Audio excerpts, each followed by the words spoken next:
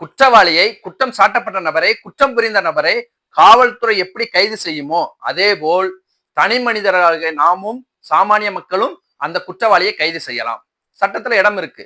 இப்ப நீங்க ஒருத்தர் மேல புகார் மனு கொடுக்குறீங்க. அந்த புகார் மனு மீது அவர் மீது முதல் தகவல் அறிக்கை பதிவு செய்யப்பட்டுருச்சு. ஆனா கைது செய்ய மாட்டாங்க காவல்துறை. அப்ப நீங்க அந்த மாதிரி நேர்வுகள்ல போலீஸ்க்கு போன் பண்ணுவீங்க. சார், இது மாதிரி அவனை கைது செய்யலாம், ஊருக்குள்ள சுத்திக்கிட்டு இருக்கான், அவனால எனக்கு மிகுந்த அச்சமா இருக்கு, அவன் என்ன கொலை மிரட்டல் விடுவான், எனக்கு பயமா இருக்கு, நீங்க கைது செய்யுங்க அப்படின்னா நாங்க அவரை தேடிக்கிட்டு இருக்கோம். ஆனா அவர் ஊருக்குள்ளதான் சுத்திக்கிட்டு இருப்பாரு. தோட்டத்துக்கு போவாரு, வருவாரு, கண்ணு முன்னாடியே சுத்துவாரு. ஆனா போலீஸ் வந்து கைது செய்யாது. இந்த மாதிரி சூழ்நிலையில நீங்க என்ன பண்ணலாம் அப்படின்னா நீங்களே அவரை கைது செய்யலாம். சரி, யார் யார கைது செய்யலாம் அப்படின்னா ஒருவர் குற்றவாளின்னு தெரிஞ்சு ஒருத்தர் ஊருக்குள்ள இருக்காருன்னா அவரை நீங்க கைது செய்யலாம். இல்ல தொடர்ந்து குற்ற செயலில் ஈடுபடுற ஒரு திருவிழா இந்த மாதிரி நேரங்கள்ல அடிதடி பிரச்சனையா இருக்கும். அந்த மாதிரி நேரத்துல அவரை வந்து யார் தப்பு பண்றாங்களோ அவங்களை நீங்க வந்து கைது செய்யலாம்.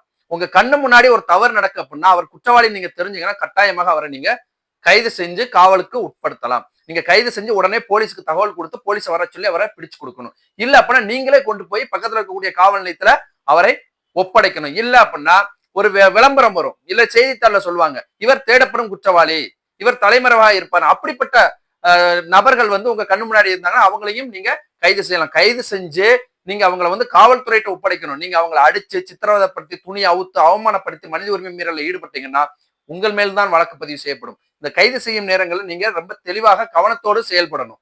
சரி, இப்ப நானு கைது செய்யணும் அப்படின்னா என்ன பண்ணணும் அப்படின்னா தெளிவாக பாரதிய நகரிக் சுரக்ஷா சங்கீதா 2023 பிரிவு 40ல தனி மனிதரும் ஒரு குற்றவாளியை கைது செய்யலாம்னு சொல்லப்பட்டிருக்கு. சரி, முன்னாடி உள்ள சட்டத்தை ஆமா அதுலயும் சொல்லப்பட்டிருக்கு.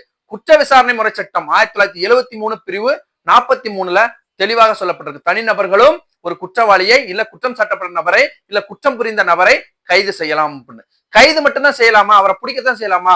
அவரை பிடிக்க போனா என்ன அடிக்க வரான், அருவா வச்சிருக்கான், கம்பு வச்சிருக்கான் அப்படின்னா அப்படி நேர்வுகளில் அந்த நபர்களை நீங்க கட்டுக்காவலில் வைக்கலாம்னு சொல்லுது. அவரை நீங்க கட்டி வைக்கலாம். கட்டி வச்சுட்டு போலீஸுக்கு தகவல் கொடுத்து வர வச்சு அவரை பிடிச்சு கொடுக்கலாம். போலீஸ் எப்படி கைவிலங்கு போடுதோ அதே மாதிரி நீங்களும் அவரை கட்டி வைக்கலாம். ஆனா எந்த விதத்திலும் வந்து அவரை அவமானப்படுத்தி சித்திரவதைப்படுத்தி மனித உரிமையில் நீங்க ஈடுபடக்கூடாது. அப்படி ஈடுபட்டால் வழக்கு உங்கள் மேல் தான் பாயும். நல்ல ஒருத்தரை கைது செய்யும் போது நீங்க கவனத்தோடு செயல்படுங்க. நீங்க குற்றவாளின்னு உங்க புகார் மனுவுக்கு குற்றவாளின்னு ஒருத்தர் மேல எஃப்ஐஆர் போட்டிருக்காங்க, அவரை காவல்துறை கைது செய்யலாம், நீங்க தாராளமாக காவல் நிலையத்திற்கு ஒரு புகார் மனு அனுப்புங்க. பாரதிய நகரிக் சுரக்ஷா சங்கீதா 2023 பிரிவு 40 கீழ் அந்த தனிநபராக எனக்கு அந்த குற்றவாளியை கைது செய்வதற்கு அனுமதி வழங்குங்க அப்படின்னு சொல்லி அப்படி புகார் மனுவை பார்த்தா உடனடியாக காவல்துறையே போய் அந்த ஆளை கைது செஞ்சிரும்.